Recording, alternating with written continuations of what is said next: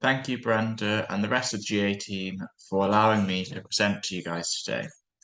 This talk is going to be split into two sections, initially about my academic journey so far. I'm not that old, so it's not going to take that much time. And then about space and place, examined through the non-examined assessment and the NEA pertaining to regeneration in the Ouseburn. I'll also be identifying any pitfalls and challenges that I've encountered for your benefit too. So the supposedly inspirational part. So who am I? Where to begin? The most appropriate start point is probably after my IGCSEs, where I attended a summer school at the Newcastle University's Dove Marine Laboratory in Cullercoats. After being exposed to the world of marine science, particularly the relatively new study area of oceanography, it confirmed my passion for all things ocean related. I needed two sciences, one of which must be biology if I wanted to study marine biology and oceanography at Plymouth University, which was my first choice. So I chose biology, geography, and history due to my love for the subject and particularly the Viking Age. An extended project qualification, EPQ, looking at bacteria evolving to digest microplastics. During sixth form, during my geography A-level, I became aware of the Geographical Association, Tyne and Weir branch, attending many of their talks and later asked to become a committee member by the late Catherine White and now Chair Brenda.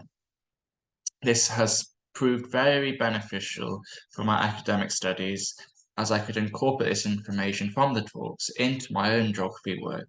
And it also gave me a broader understanding as life as a student because the talks were held in Northumbria University's lecture halls and rooms.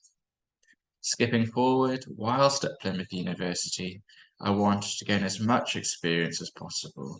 So this led to me to choose biology, the Marine Biology Society and the Scuba Society, of which I became committee members for both in the preceding years, and badminton cycling for sports. Analogous to this, I became a member of the Marine Biological Association UK, and after being invited by a fellow of the Royal Society of Biology, a member of the Royal Society of Biology too. So joining the Royal Societies or associations often give fantastic opportunities and also offer financial support such as travel grants, which I was awarded one from the Marine Biological Association and also the Confederation of Scandinavian Societies. These pertained to the Ice Warrior project. So during one of the MBA talks, Jim McNeil, a polar explorer for 36 years, was looking for recruits to join him on the #Last Polar Expedition, which is still looking for recruits now. I trained with those guys to become an explorer, and as of January this year, 2023, I completed my mini expedition in Svalbard and was deemed competent, thankfully.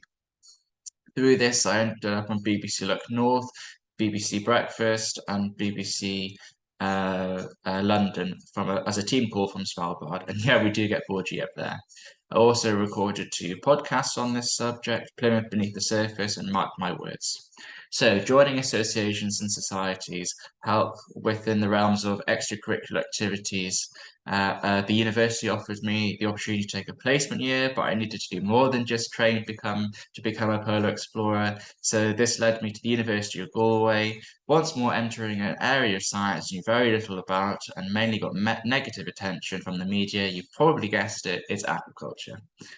Whilst here, I must have been doing something all right because I was asked to work for the EU Neptunus project, co-authoring several policy papers relating to marine debris, helping set up the Kickstarter meeting for the new EU SAFE project, which is all on sustainable aquaculture, writing reports to industry, and helping with peer-reviewed publications.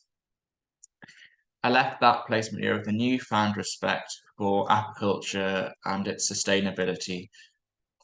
During my placement year, I also worked for the International Aquafeed magazine on various topics from chemotherapeutic agents and vaccines and aquafeeds to the biology and aquaculture of sea urchins. It wasn't really until I started writing on this that I stopped to think, oh yeah, fish and other marine organisms within the aquatic world in aquaculture need to be vaccinated as you would within the poultry industry. Funnily enough, this led me to the United Nations endorsed book series by Emerald Publishing by one of the authors for the International Aquafeed magazine. So Sustainable Development Goal 14, which is life below water. This is going to hopefully be published towards the end of this year. So again, it's all about networking and being open to new ideas. So this concept led me to this talk with you guys today, it being put onto YouTube, and later this year, the Youth Climate Summit 2023. As to what comes next, I'm not very sure, but perhaps a master's or a PhD within the marine realm. So in other words, a perpetual student, and effectively I've swapped up my green colouring pencils for blue ones. But enough about me and who I am. Let's talk about space, place, and the worrisome NEA. However, I should mention, as part of my A-level human geography, I focused my NEA non-examined assessment on the Ouseburn, particularly along the River Ouse. All of this was conducted in 2019, and so all analysis is reflective up until this date. So I hope you'll find the rest of this talk useful. So before talking about the non-examined assessment and the Ouseburn, I'd like to explain what space and place is fundamentally, as this is a key aspect within your human geography curriculum and also for my NEA to this non-examined assessment. So, what is space and place? Fundamentally, space and place lies at the heart of the A-level geography curriculum. For both space and place provide fundamental concepts in understanding the complex dynamics of our world, and their exploration is crucial in grasping the intricate relationship between societies, the environment, and spatial organizations of human activities. In its most basic sense, space refers to the physical dimensions, the distances and the locations that define our surroundings. In other words, the geographical landscape, and it is from this geographical landscape to the intricacies of our local neighborhoods that space acts as a canvas upon which human interactions and geographical processes unfold. However, the true significance of space is revealed in the notion of place, and it is at the heart of place is people. Place extends beyond the mere physicality, encompassing the cultural, the social, and the emotional attachments formed within a specific location.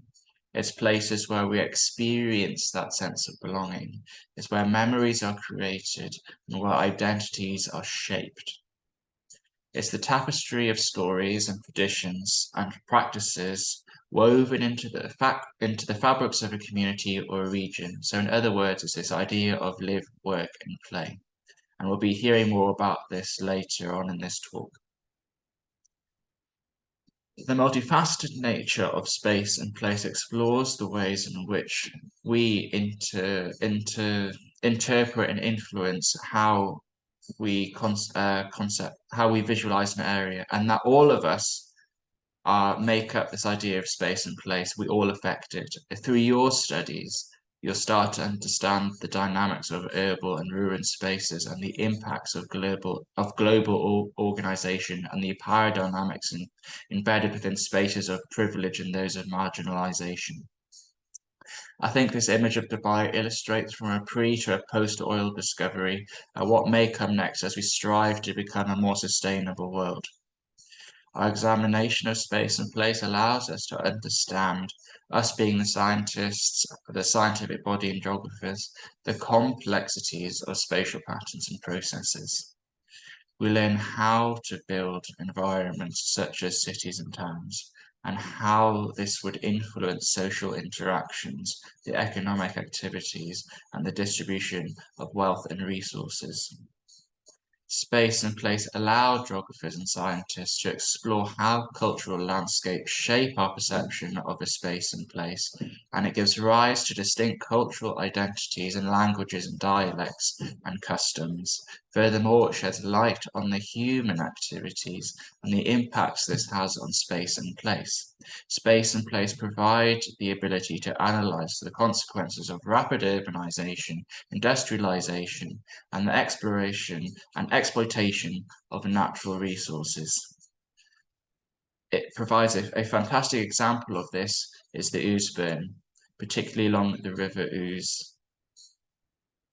In the case of the Ouseburn, the key idea is rebranding, and this changes a place through regeneration and gives a place a new image and identity.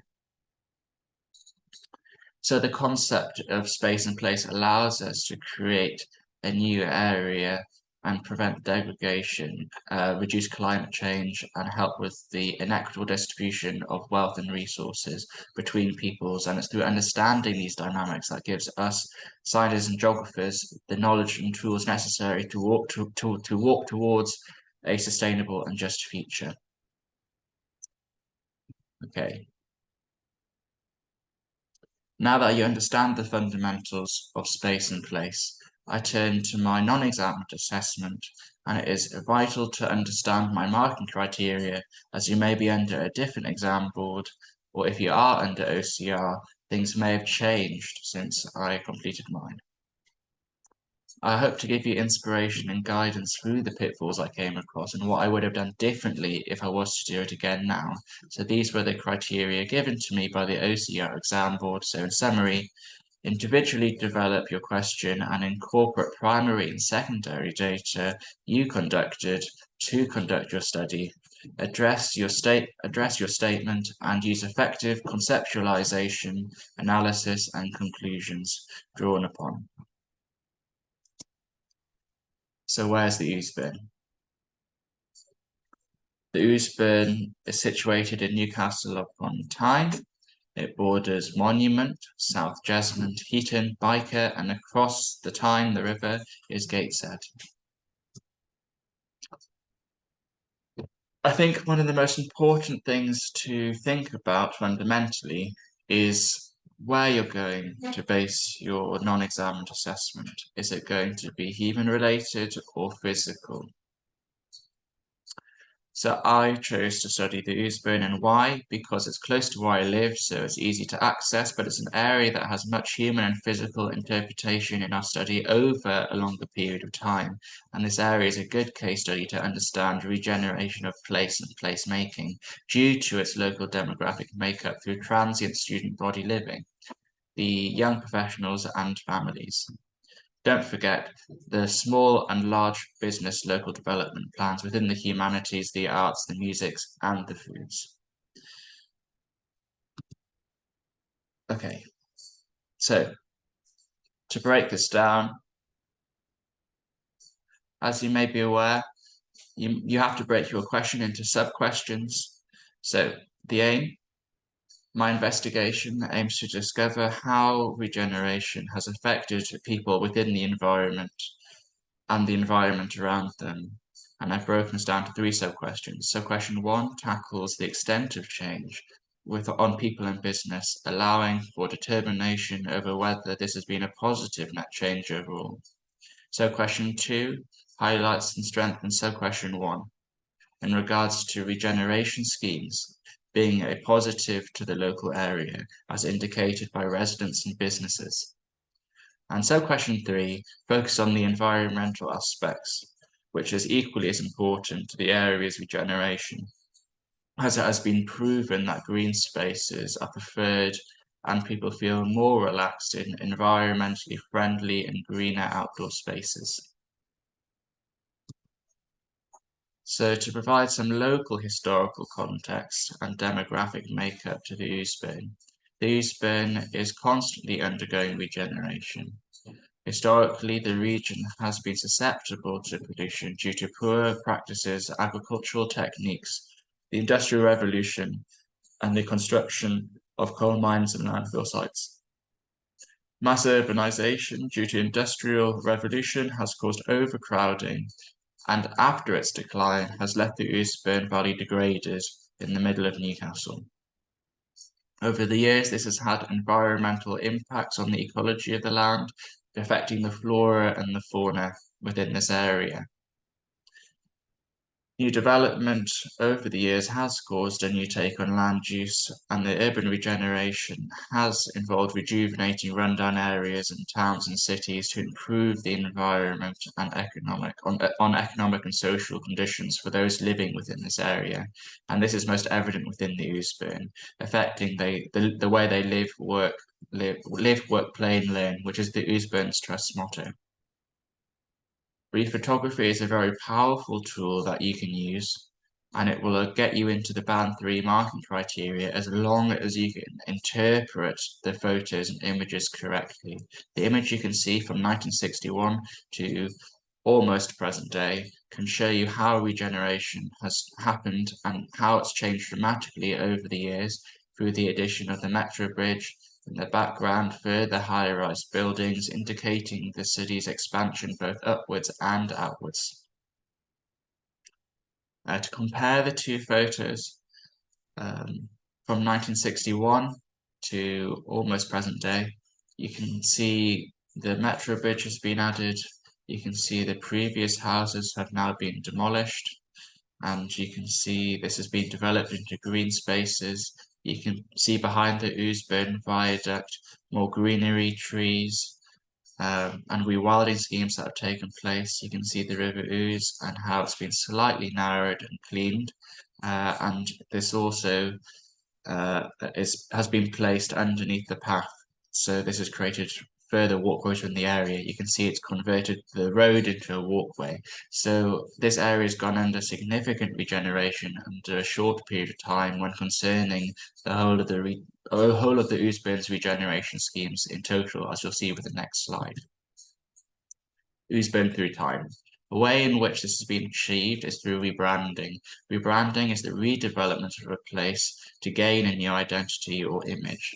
And you can see that from pre-1770, the area's development level is mainly farmland, and the strategic situation of this area plays an important role in the future and has cemented a place within the Industrial Revolution and later a hub of activities for niche businesses, offering growing spaces and incorporating re-imagery and regeneration by attracting universities in terms of student accommodation and providing transient student living as previously discussed, potential home buyers in terms of young professionals and young families, and visitors to the local area as regeneration becomes more prevalent over time. The heavy industries have damaged the environment and has polluted the area. However, we can argue that today's pollution within this area can potentially be worse as an increased number of road vehicles, passenger transports and delivery transports and services to the local attractions has increased. But it's worth reevaluating this within the coming years as we turn to more electrical vehicles. This will lower the noise and particulate matter pollution.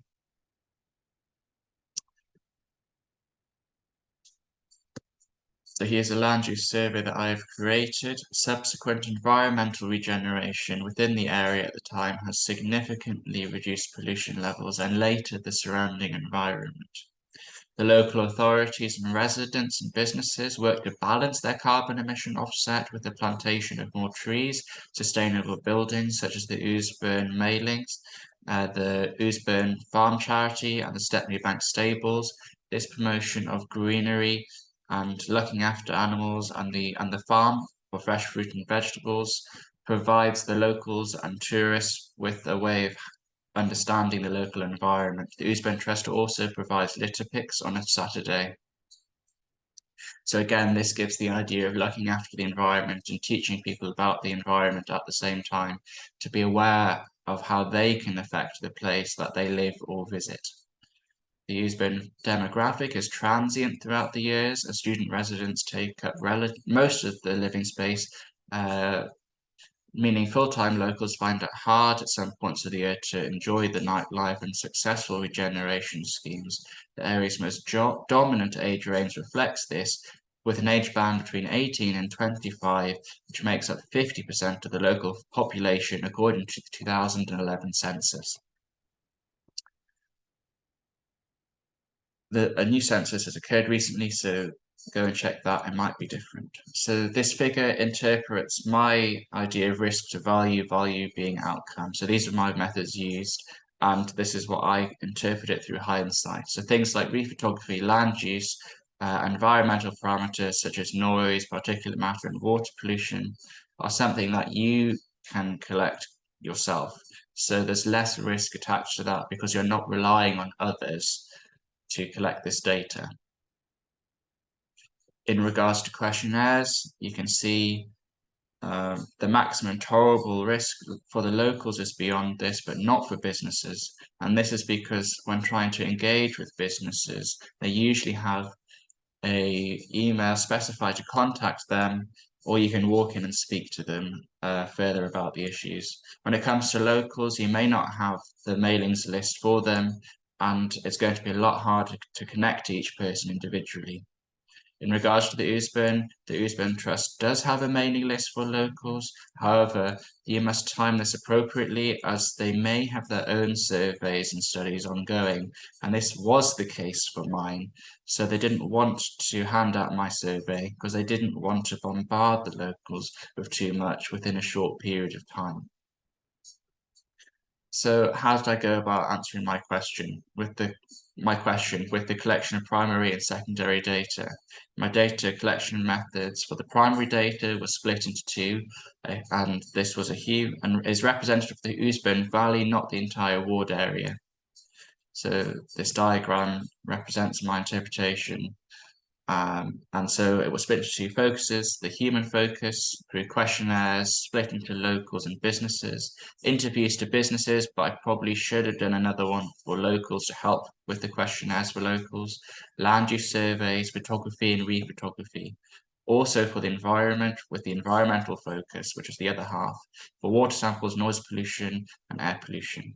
Also did secondary data through maps, rephotography and land use surveys and census data. I used river and air pollution reports from DEFRA, Newcastle City Council's Clean Air Strategy, the BBC weather site and Newcastle University for environmental factors. Can you see any potential pitfalls? Most of my study relies on getting a good sample size from my questionnaires and interviews. So how do you get around this? Make sure to have other sources of qualitative primary and secondary data to aid you, and don't leave it to the last few weeks to conduct your investigation. So make sure to have other sources of primary and secondary qualitative data. Don't leave it to the last few weeks to conduct your investigation. Get to know the people and the area, if possible, that you're working in. So this is why I chose the Ouseburn and felt comfortable relying more heavily on questionnaires and interviewees for data, as I knew people who worked within this area, and my links to the Geographical Association, Tyne and Weir branch, and the Ouseburn Trust. This all helped to get my surveys and questionnaires passed along to the appropriate people. If my questionnaires didn't get the appropriate response level, what could I do? I could answer the environmental part, but not the people's conception. So the key message: think carefully about your methodology employed, and think about what if. If you find yourself using questionnaires and a more social means of data creation, and for those focusing more on physical, think about what statistical analysis you'll need to conduct, and if possible, if possible, to retrieve the required data within the time frame. So try and create something similar to yourself, and use this diagram as an aid. So when creating your questionnaires, get approval from your teachers. There's an art form to creating a questionnaire that people want to spend time completing. I recommend keeping the response time between 5 to 6 minutes, and the more time you say it'll take, the more likely they're not wanting to complete it. Say why you're doing it, and at the end, thank them for their time. Try to keep the responses multiple choice, but if you require longer written responses, create an option between short and long responses. I found that after giving options, to my surprise, I received some multiple paragraph long responses and links to useful websites relating to places that they worked within. I'd also like to point out that this is section 1 of 19, As I state in the PowerPoint here, it does look like a lot of sections, and it is, but depending on how you answer, they go to different sections, so you're not answering all 19. I'd also like to add, with the idea of how long you've lived in the area question, depending on that outcome or answer, it may add more gravitas to the longer answer questions regarding regeneration over time, as they might have seen this for themselves as first-hand witnesses. Actually, they probably will have seen this because a lot of regeneration has gone on in recent years. So here's one such example taken from the business questionnaire to answer, what was your building's original function? And it provides many helpful links, although the bulk of the text isn't written by the person themselves and it's been extracted from the webpage sightline. It's still very useful and helpful to understand the history of the building and the area of which it's located. As previously intentioned, providing an option for long and short response. Those that know more about the area or more confident have given a more in-depth, detailed reply, and those that perhaps had less time or didn't know so much about the area had the ability to give a shorter response. That they thought that was relevant and summarizes the link to the area. So I received many interesting results, ranging from some very serious and some rather funny to some occasional, a little bit more lewd and maybe rude. So it's probably something to account for when considering your questionnaires and who you're going to pose them to and the type of response that you might get from some people, also depending on the question asked. So your questionnaires have been completed, they've gained approval, you've sent them out, you've now received them. How are you best going to interpret this data? So to understand the questionnaires, I created word clouds and pie charts. However, the presentation of the word cloud in my case can be improved by removing words such as see, use, put, etc. Pie charts are fantastic tools and they can be used to get more to harness numerical data. Interestingly, I found businesses to be frustrated at 32%. However, the overwhelming majority, 60+%, did not experience this, and this is testimony to the positive regenerational schemes within the Ouseburn ward area, particularly along the River Ouse. So according to Rubin and Taylor's study in 2007, regeneration approaches need to pay close attention to the complex dynamics of the area, seeking to build on its character, physical, social, environmental, and economic aspects. Going back to the previous slide in relation to the pie chart, businesses being frustrated at 32% with the area's regeneration, the quote stating, many people don't like it, was something that came up quite often. But more interestingly, a more specific example might be the growth in housing and the threat that poses to the established music industry. Linking this back to the Ouseburn Trust motto when discussing work, live, play, and learn, someone during the interviews has epitomized this. Rubin and Taylor's 2007 study saying it has been a positive, but it's imperative that future regeneration continues to complement and enhance the established community, not remove it. The Ouseburn is known for its music. Another method employed to recapture regeneration through time is through rephotography, and I've used this where possible to show change through time, whether this be a new build or repurpose of a building or a change to the local environment, as you can see within this photo along the River Ouse, and how it's been shortened in its width, and the idea of rewilding, as you can see with the addition of greenery through trees and shrubbery along the sides of the River Ouse.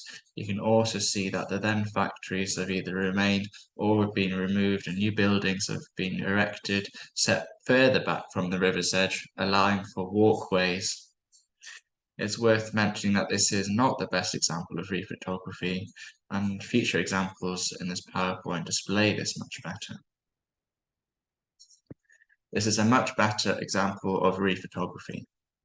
They're both colored images, they're both taken from roughly the same angle and similar points in the day.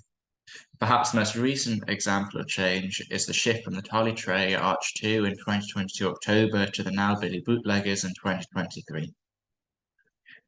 So they swapped the exterior design, the colour, the thematic of the experience. The 5 pits from the tally tray have been replaced with a photo booth and live music inside. I've recently stumbled across this oil painting by Alexander Miller called Where We Came From, and its interpretation of place and space through this painting. This interpretation is that this is how our grandparents and great-grandparents came from and how they lived, worked and played. So there's that idea of the Ouseburn Trust motto once more.